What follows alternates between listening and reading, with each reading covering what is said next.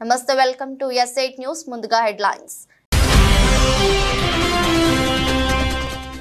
హుస్నాబాద్ మండలంలో సాంఘిక సంక్షేమ గురుకుల పాఠశాలను ఆకస్మికంగా తనిఖీ చేసిన మంత్రి పొన్నం ప్రభాకర్ విద్యార్థులకు నాణ్యమైన ఆహారం అందించాలని అధికారులకు సూచన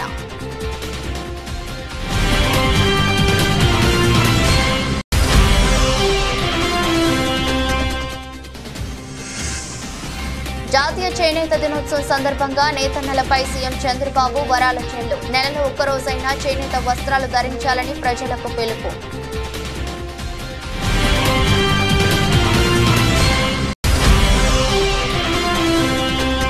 వేములవాడ రాజరాజేశ్వర స్వామిని కుటుంబ సమేతంగా దర్శించుకున్న కామారెడ్డి ఎమ్మెల్యే స్వామివారికి ప్రత్యేక పూజలు నిర్వహించి మొక్కులు చెల్లించుకున్న వెంకటరమణారెడ్డి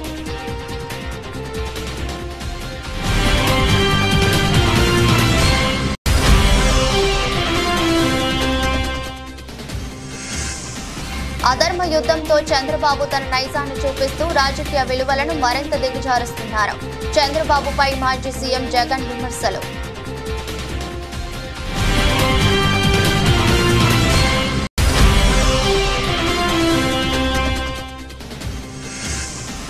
భారత్ స్టార్ రెజ్లర్ వినేష్ ఫోగాట్ సంచలన నిర్ణయం. రెజ్లింగ్ కు గుడ్ బై చెప్పిన వినేష్.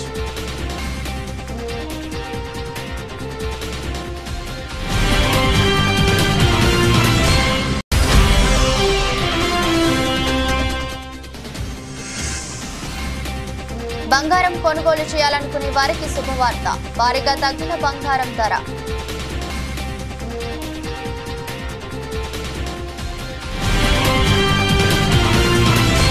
ఖమ్మం జిల్లా కూసుమంచి మండలం పాలేరు వద్ద పాలేరు రిజర్వాయర్ నుండి లెఫ్ట్ మెయిన్ కెనాల్ రెండో జోన్ కు 500 క్యూసెక్కుల సాగునీటిని రాష్ట్ర రెవెన్యూ, హౌసింగ్, సమాచార, పౌర సంబంధాల శాఖల మంత్రి పొంగులేటి శ్రీనివాసరెడ్డి విడుదల చేశారు.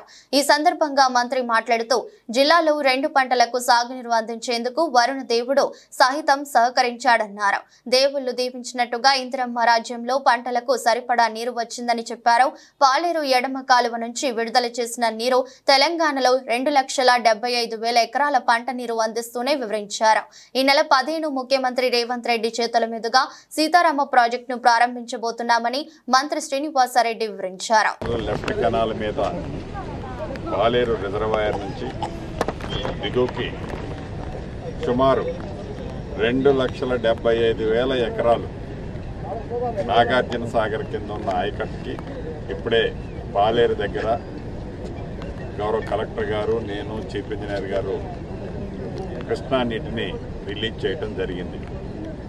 సుమారు 37 మండలాల్లో ఈ 2,75,000 ఎకరాలు తెలంగాణ రాష్ట్రంతో పాటు ఆంధ్రప్రదేశ్లో కూడా సుమారు 1,20,000 ఎకరాలకు ఈ నీరు ఆంధ్రప్రదేశ్ ప్రాంతానికి కూడా వెళ్తుంది.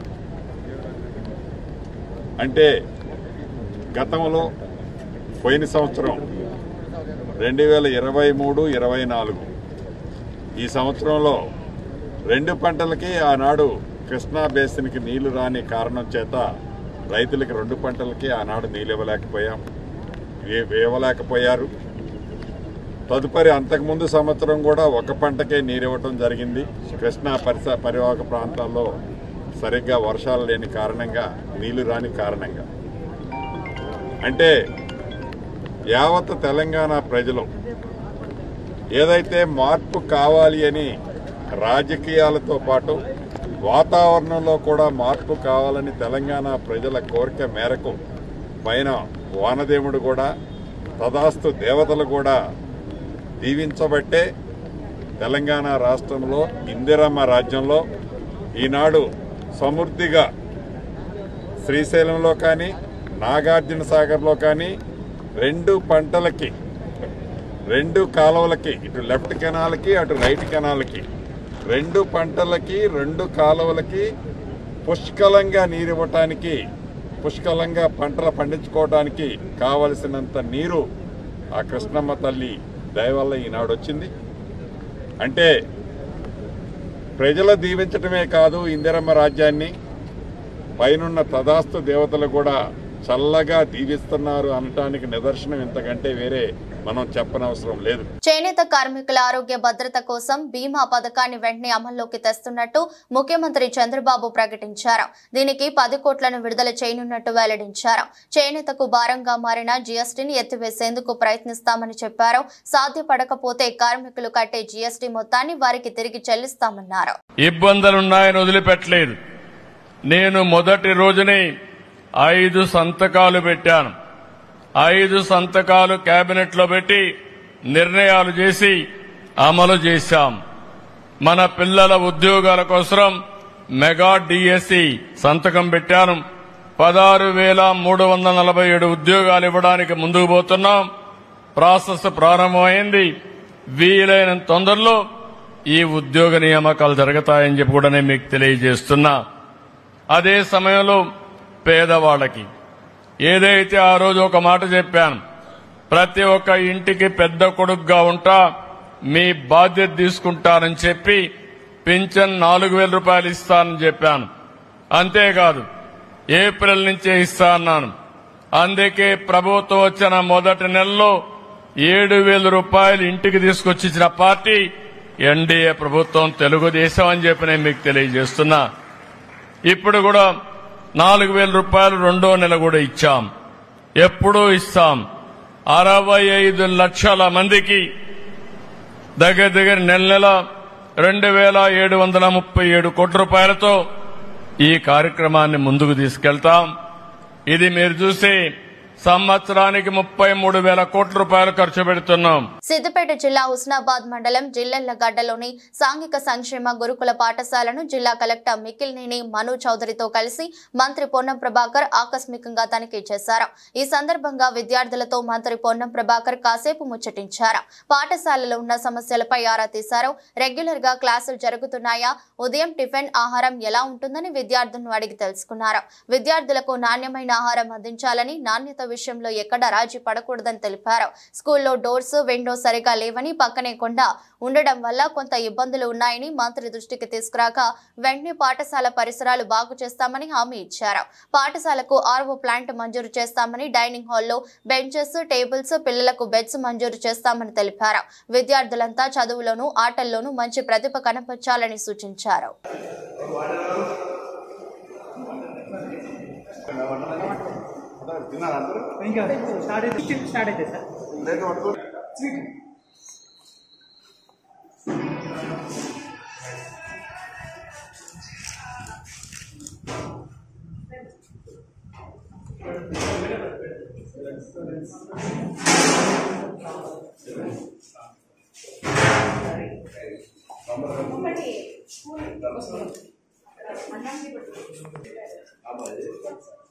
సైడ్ జరిగిన ఓకే డన్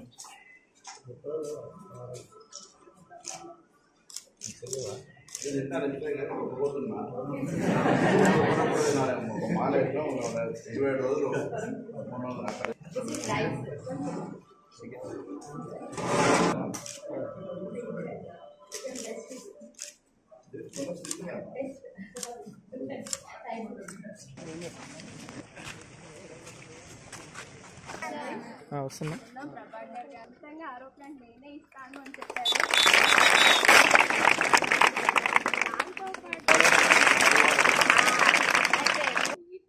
పిల్లలు ఓటుగా రెడీ ఇప్పుడు అవార్డు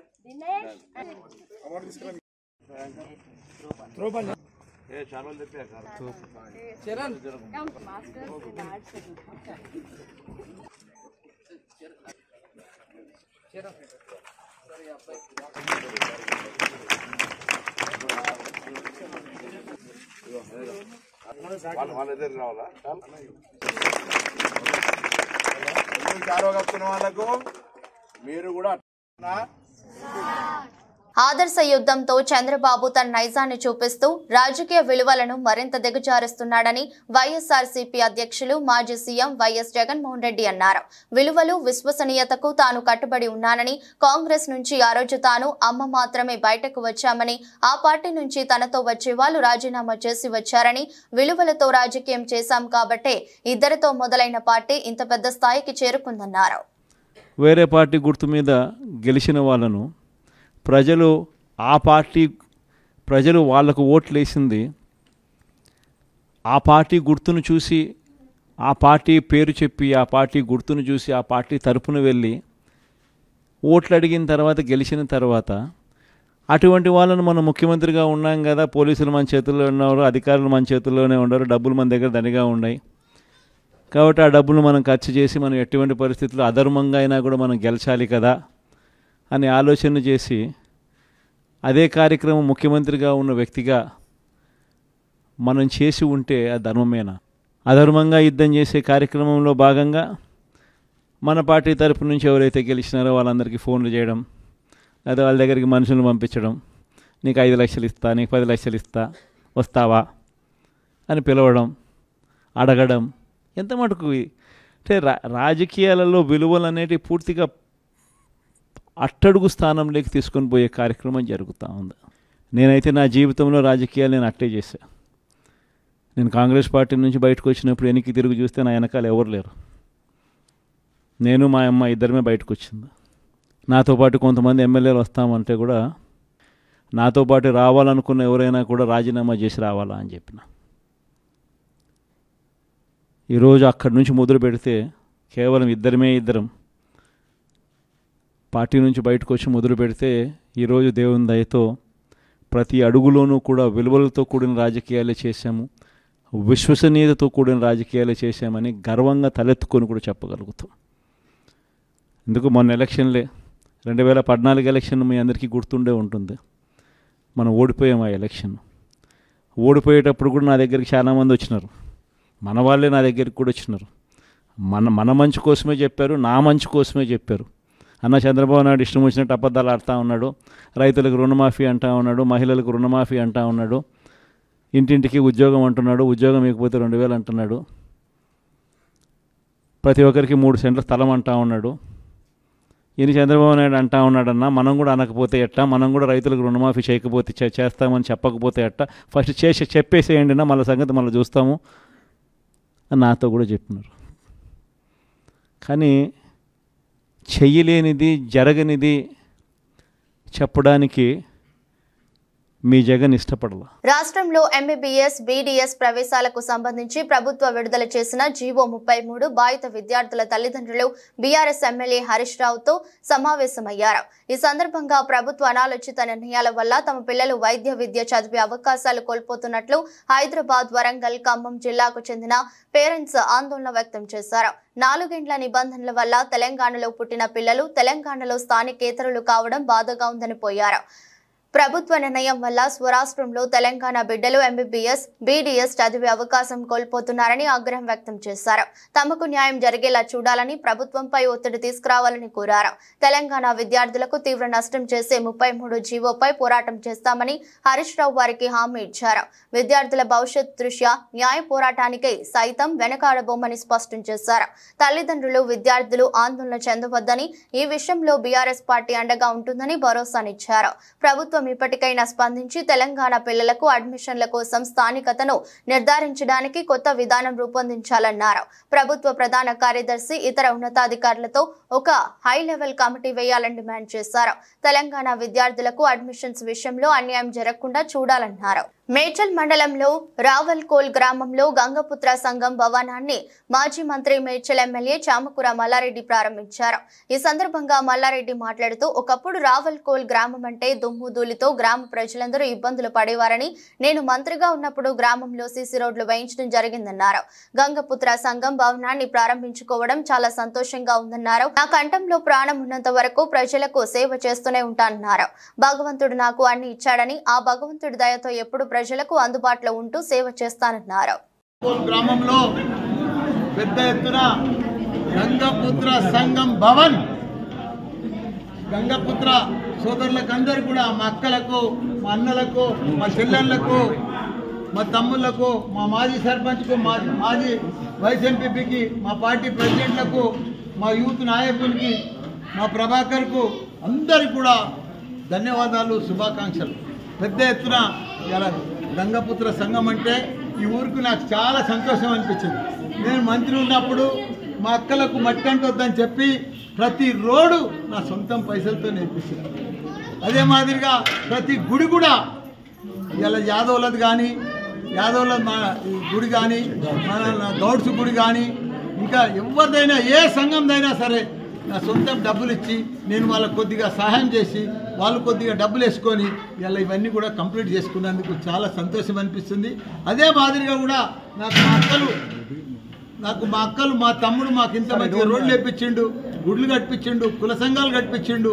మేము ఆయనకు ఓటుకొని మనం ఆయన రుణం తీర్చుకోవాలని చెప్పి మా అక్కలందరూ కూడా నాకు ఓటేసి మళ్ళీసారి గెలిపించినందుకు వాళ్ళందరూ కూడా పాదాభినందనలు.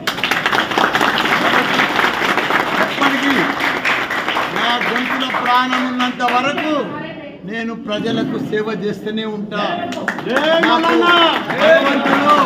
అన్ని రకాలుగా రాజన్న సిరిసిల్ల జిల్లా వేములవాడ రాజరాజేశ్వర స్వామిని కామారెడ్డి ఎమ్మెల్యే వెంకటరమణారెడ్డి కుటుంబ సమేతంగా దర్శించుకున్నారు. అనంతరం స్వామివారికి ప్రత్యేక పూజలు నిర్వహించి కోడ మొక్కలు చెల్లించుకున్నారు.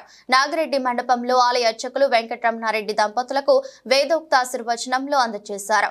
ఆలయ పర్యవేక్షకులు బి తిరుపతిరావు వారికి శేషవస్త్రం కప్పి స్వామివారి లడ్డు ప్రసాదాన్ని అందజేశారు.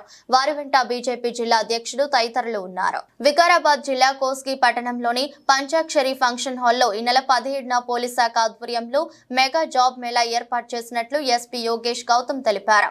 జాబ్ మేళాకు సంబంధించిన వాల్ పోస్టర్ ను ఎస్పీ కార్యాలయంలో విడుదల చేశారు. సుమారు 50 కంపెనీలు జాబ్ మేళాలో పాల్గొంటాయని, నిరుద్యోగులు ఈ అవకాశాన్ని సద్వినియోగం చేసుకోవాలని కోరుతున్నారు. నారాయణపేట జిల్లా కోస్గి మండల్లో మనం ఒకటి పెద్ద మెగా జాబ్ మేళా ఏర్పాటు చేస్తున్నాం. ఈ జాబ్ మేళాలో కనీసం 50+ కంపెనీస్ విత్ మోర్ దెన్ 1000 వేకెన్సీస్తో పాటు వస్తున్నది. ఇక్కడ ఉన్న నారాయణపేట్, వికారాబాద్, మహబూబ్నగర్ ఉన్న అందరి యువకాల నుంచి కోరేది ఏంటంటే మీరు ఈ జాబ్ మేళాకి మీరు ఉపయోగించండి. ఒకటి క్యూఆర్ కోడ్ ఉన్నది. ఆ క్యూఆర్ కోడ్లో మీరు రిజిస్టర్ చేస్తే మీరు బేసిక్ డీటెయిల్స్ ఇన్ఫర్మేషన్ పెడితే మాకు ఇన్ఫర్మేషన్ వస్తుంది. దాన్ని బట్టి మనం ప్లాన్ చేస్తున్నాం. ఈ జాబ్ మేళా నారాయణపేట జిల్లా కోస్గి మండల్లో Panchakshari function hall 9 AM onwards 17th August 2024కి మనం ప్లాన్ చేస్తున్నాం.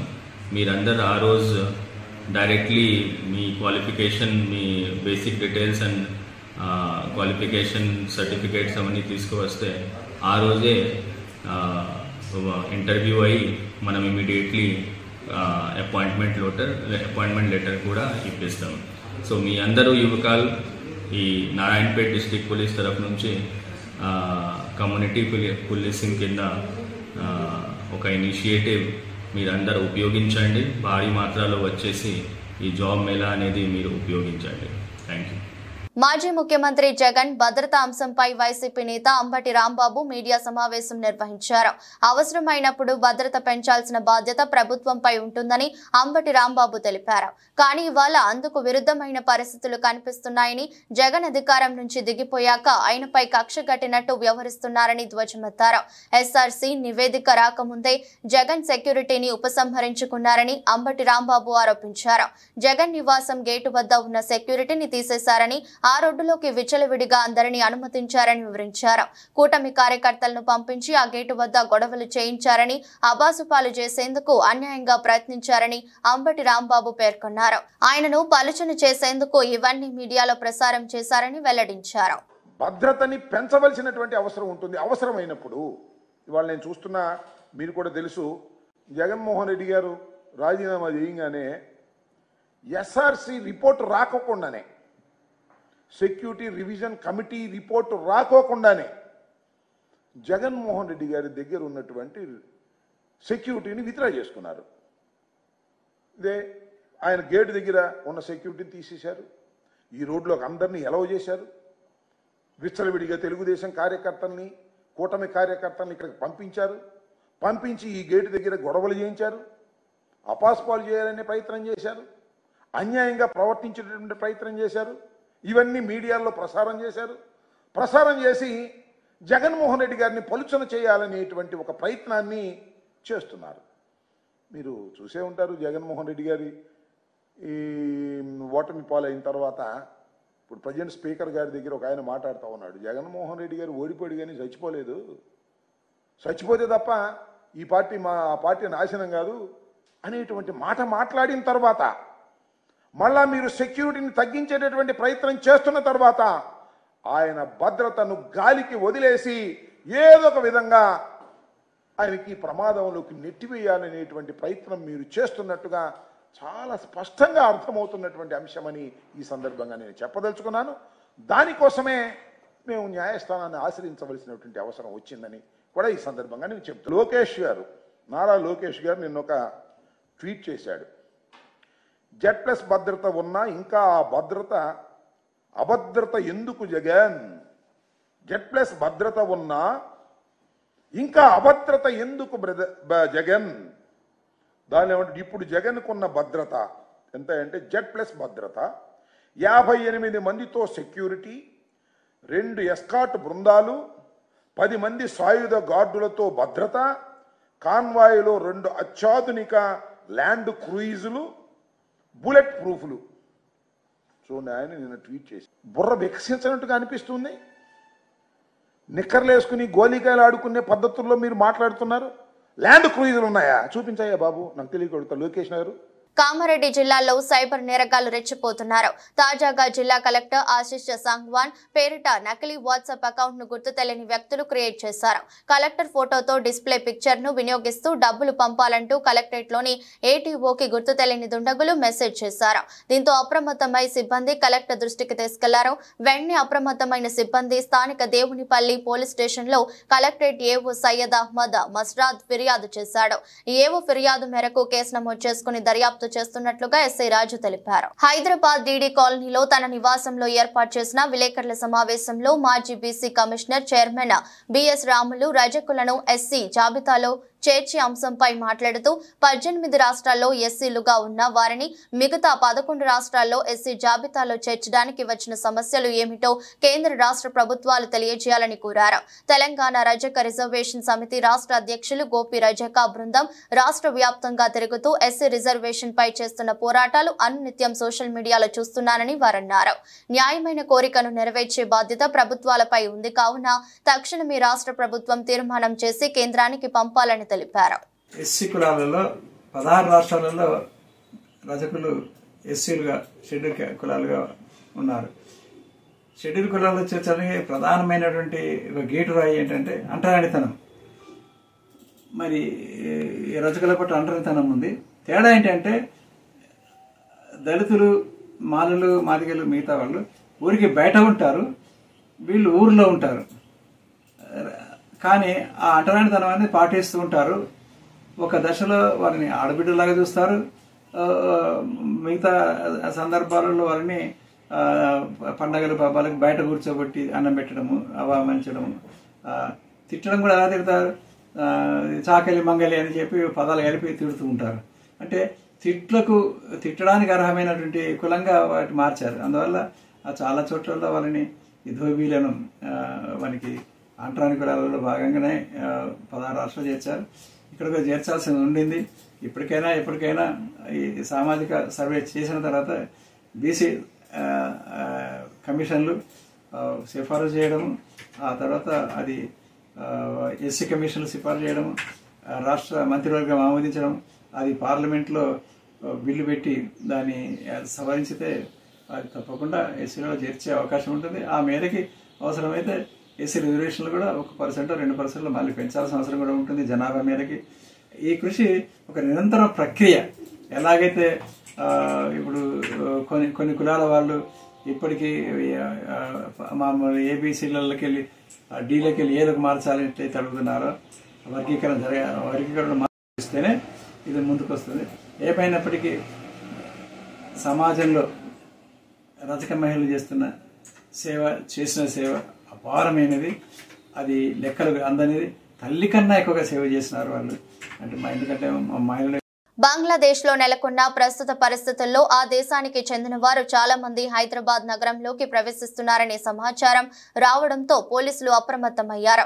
బంగ్లాదేశ్ నుంచి భారత్ లోకి వచ్చేందుకు సరిహద్దుల్లో పెద్ద ఎత్తున ఆ దేశీయులు ఉన్నట్లుగా కూడా వార్తలు వచ్చాయి. ఈ క్రమంలో బంగ్లా జాతీయులు హైదరాబాద్ కు కూడా వస్తున్నారని సమాచారం వచ్చింది. దీంతో పోలీసులు బాలాపూర్, కాటేదాన్, మైలార్దేవ్పల్లి, పహాడి షరీఫ్, ఫలక్నామా తదితర ప్రాంతాల్లో బుధవారం ముమ్మరంగా తనిఖీలు నిర్వహించారు. కొంతమంది అనుమానితులను కూడా అదుపులోకి తీసుకున్నారు. గతంలో రోహింగ్యాలు బంగ్లాదేశ్ కు చెందిన వారు పెద్ద ఎత్తున నగరానికి వచ్చి చిరు వ్యాపారులుగా, పరిశ్రమలు, భవన కార్మికులుగా పనిచేస్తున్నారు. ఇందులో కొంతమంది వీలు చిక్కినప్పుడల్లా బంగ్లాదేశ్ కు వెళ్లి వస్తున్నట్లుగా గుర్తించినట్లు పోలీస్ అధికారి ఒకరు తెలిపారు. ఇటీవల వారి రాకపోకలు ఎక్కువయ్యాయని, దీంతో అప్రమత్తమైనట్లు వెల్లడించారు. హైదరాబాద్ తో పాటు పలు ప్రాంతాలకు చాలా కాలంగా బంగ్లాదేశ్ నుంచి పలువురు అక్రమంగా వలస వస్తున్నారు. 2 నెలల క్రితం కోల్కతా మీదుగా ఖమ్మంకు 5 బంగ్లాదేశ్ మైనర్లు వచ్చారు. బాల కార్మికులను గుర్తించే క్రమంలో పోలీసులు ఖమ్మంలో తనిఖీలు చేపట్టారు. బంగ్లా నుంచి వచ్చి భవన నిర్మాణ కార్మికులుగా చేస్తున్న పిల్లల్ని గుర్తించారు. సికింద్రాబాద్ లోనూ మరో 5 గుర్తించారు. జగిత్యాల జిల్లా ఎండపల్లి మండలం కొత్తపేట గ్రామస్తులు, అధికారులు, ప్రజాప్రతినిధుల తీరును నిరసనగా గురువారం రోడ్డుపై వరి నాట్లు వేసి నిరసన వ్యక్తం చేశారు.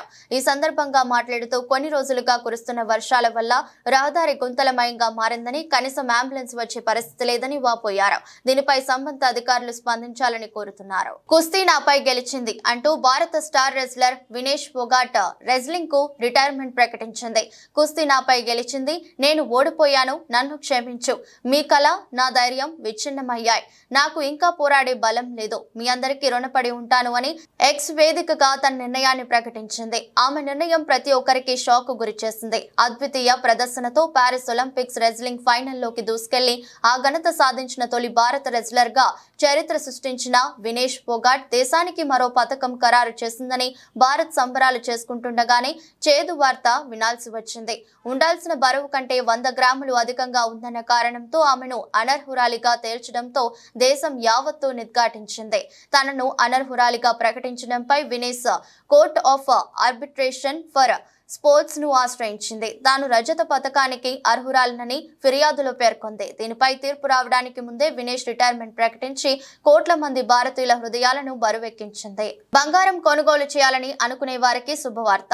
అంతర్జాతీయ మార్కెట్ల ప్రభావంతో బంగారం ధర భారీగా తగ్గింది. నిన్న 870 తగ్గిన ధర ఇవాళ 430 తగ్గింది. 2 రోజుల్లో 10 గ్రాముల బంగారం ధర 1300 వరకు తగ్గింది. గోల్డ్ రేట్ తగ్గడంతో మహిళా మండలు అన్ని పనులు మానుకొని మరి బంగారం షాపు వద్దకు వస్తున్నారు. శ్రావణ మాసం ప్రారంభమైంది, మంచి ముహూర్తాలు ఉన్నాయి. ఈ నెలలో 1,00,000 పెళ్లిళ్లు జరిగే అవకాశం ఉంది. ఈ క్రమంలో బంగారానికి మంచి డిమాండ్ ఉంటుంది. గోల్డ్ రేట్ తగ్గుతూ వస్తుంది. బంగారంతో పాటు వెండి ధర కూడా తగ్గింది. హైదరాబాద్ లో 10 గ్రాముల 22 క్యారెట్ల బంగారం ధర 63,500గా ఉంది. మేలిమి బంగారం 69,270గా ఉంది. విశాఖపట్నం, విజయవాడలో బంగారం ధరల్లో తేడా లేదు. 22 క్యారెట్ల బంగారం ధర 63,490గా ఉండగా 24 క్యారెట్ల బంగారం ధర 69,260గా ఉంది. దేశ రాజధాని ఢిల్లీలో 10 గ్రాముల బంగారం ధర 63,650గా ఉంది. 24 క్యారెట్ల బంగారం ధర 69,420గా ఉంది. వెండి ధర మాత్రం తగ్గింది. హైదరాబాద్ లో కిలో వెండి ధర 87,000గా ఉంది. ఢిల్లీలో కిలో వెండి ధర 82,000గా ఉంది. వార్తలు ముగించే ముందు మరోసారి హెడ్లైన్స్. హుస్నాబాద్ మండలంలో సాంఘిక సంక్షేమ గురుకుల పాఠశాలను ఆకస్మికంగా తనిఖీ చేసిన మంత్రి పొన్నం ప్రభాకర్. విద్యార్థులకు నాణ్యమైన ఆహారం అందించాలని అధికారులకు సూచన.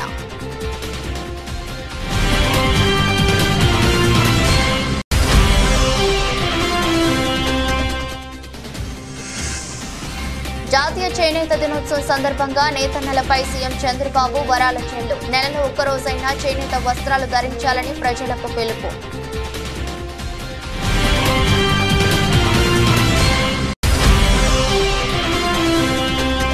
వేములవాడ రాజరాజేశ్వర స్వామిని కుటుంబ సమేతంగా దర్శించుకున్న కామారెడ్డి ఎమ్మెల్యే. స్వామివారికి ప్రత్యేక పూజలు నిర్వహించి మొక్కులు చెల్లించుకున్న వెంకటరమణారెడ్డి.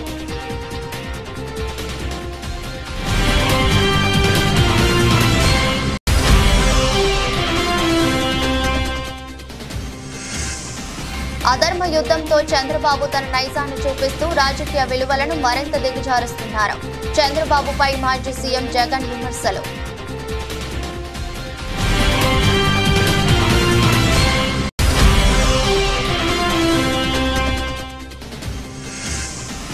భారత్ స్టార్ రెజ్లర్ వినేష్ ఫోగాట్ సంచలన నిర్ణయం. రెజ్లింగ్ కు గుడ్ బై చెప్పిన వినేష్.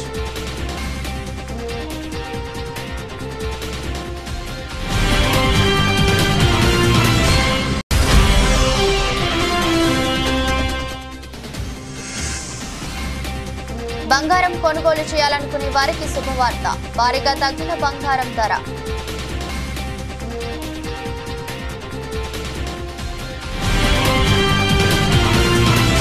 ఇది రోజు బులెటిన్. మరో బులెటిన్లో మళ్ళీ కలుద్దాం. అంతవరకు సెలవు. నమస్కారం.